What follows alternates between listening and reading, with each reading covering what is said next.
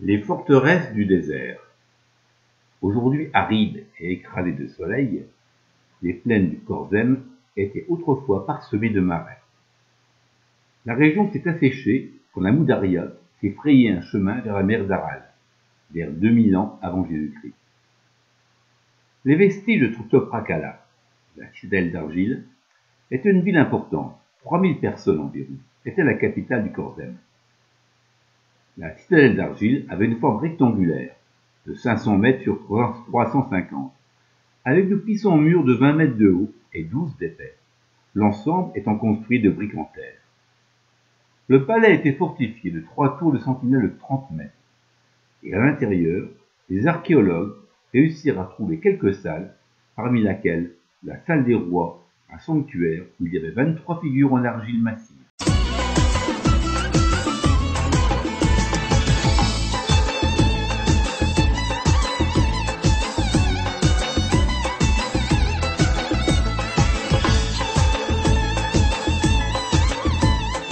La férule fétide. C'est une plante herbacée de grande taille.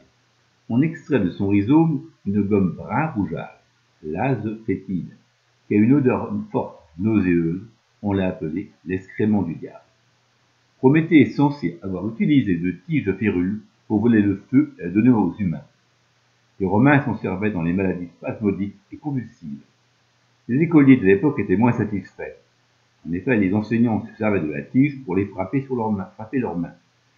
D'où l'expression « sous la férule de », c'est-à-dire sous l'autorité de. Les vestiges d'Ayas Kala représentent aujourd'hui un monument historique unique des temps du zoroastrisme. La forteresse est à 20 km vers le nord-est des vestiges de Toprakala. Cette construction fortifiée est située sur le sommet plat d'une colline de 60 mètres de haut. On observe les restes du mur extérieur de 10 mètres de haut et 2,5 mètres d'épaisseur.